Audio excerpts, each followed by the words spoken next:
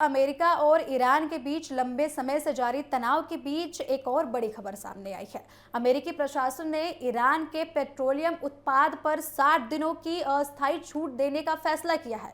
अब इस फैसले के बाद ईरान अपने तेल का निर्यात बढ़ाने की तैयारी में जुट गया है और भारत समेत एशिया के बड़े तेल खरीदार देशों के साथ संपर्क कर रहा है।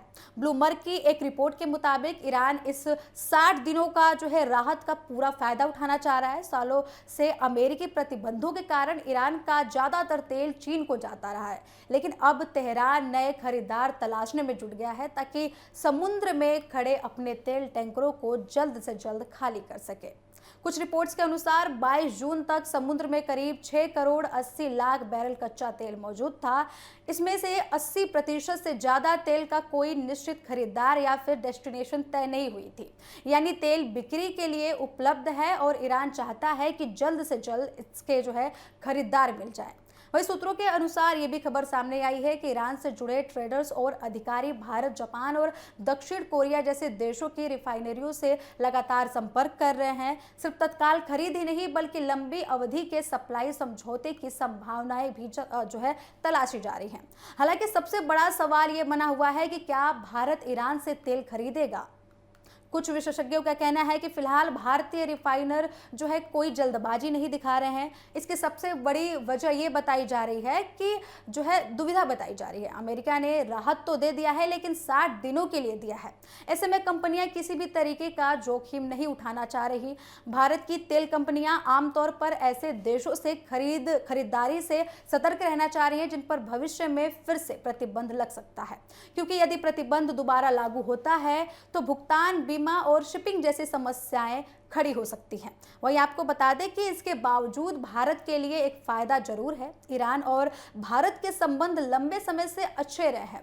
दोनों देशों के बीच ऊर्जा में भी मजबूत सहयोग रहा है। ऐसे में अगर ईरान आकर्षक छूट देता है तो कुछ भारतीय रिफाइनर सीमित मात्रा में तेल खरीदने पर विचार कर सकते हैं। वहीं कुछ विशेषज्ञों का यह भी कहना है कि ईरान से भारत तक कुछ तेल टैंकर केवल 2 से 3 दिनों में पहुंच सकते हैं।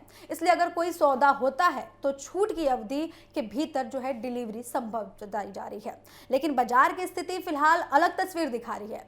अधिकांश भारतीय रिफाइनर अगस्त और सितंबर की जरूरतों के लिए पहले से तेल खरीदने की योजना बना चुके हैं। उनकी प्राथमिकता अभी भी रूस और मध्य पूर्व के अन्य देशों से मिलने वाला कच्चा तेल बना हुआ है। ऊर्जा बाजार के जानकारों का मानना है कि चीन के अलावा किसी अन्य देश द्वारा बड़े पैमाने पर ईरानी तेल खरीदने की संभावनाएं फिलहाल कम जताई जा रही हैं। उनका कहना है कि अधिकांश एशियाई रिफाइनर पहले से ही अपनी आपूर्ति सुरक्षित कर चुके हैं और नई खरीदारी के लिए बहुत कम समय बचा है। उनका यह भी कहना है कि यदि ईरान बहुत अधिक डिस्काउंट देता है तो कुछ कंपनियां अवसर का लाभ उठा सकती हैं, लेकिन बड़े स्तर पर खरीदारी की संभावनाएं कम दिखाई दे रही हैं। एक और महत्वपूर्ण पहलू ये भी सामने आ रहा है कि अमेरिका की भविष्य नीति सामने आ रही है। बाजार में मौजूद कई कंपनियां इस बात को लेकर श्योर नहीं है कि 60 दिन बाद क्या होगा। यदि फिर से प्रतिबंध लागू हो जाए तो निवेश और व्यापार दोनों को प्रभावित होने की संभावनाएं हैं। यदि यही वजह है कि फिलहाल रिफाइनरियां सावधानी बरत रही हैं, उनके लिए सिर्फ तेल खरीदना ही महत्वपूर्ण नहीं है, बल्कि ये भी जरूरी है कि भविष्य में भुगतान, बीमा और शिपिंग की व्यवस्था बिना किसी रुकावट के जारी रह सके। यूरोप और पश्चिम देशों के लिए भी खरीदारों के लिए स्थिति और भी जटिल बन चुकी है। कुछ रिपोर्ट्स के मुताबिक ईरान से यूरोप तक तेल पहुंचाने में 40 से 45 दिन का समय लग सकता है। ऐसे में 60 दिन की सीमित छूट के भीतर पूरी प्रक्रिया को पूरा करना काफी मुश्किल बताया जा रहा है। इसी कारण से माना जा रहा है कि ईरानी तेल का सबसे बड़ा फायदा फिलहाल चीन को ही मिल सकता है। चीन पहले से ही ईरान का सबसे बड़ा ग्राहक रहा है और उसके पास इस तेल को खरीदने का मजबूत नेटवर्क मौजूद है। हालांकि ईरान भारी छूट देता है तो तस्वीर बदल सकती है। सस्ता तेल हमेशा खरीदारों को आकर्षित करता है और भारत जैसे बड़े आयातक देश के लिए ये आर्थिक रूप से फायदेमंद भी साबित हो सकता है। अब सवाल उठ रहा है कि क्या इससे भारत में पेट्रोल और डीजल सस्ता होगा।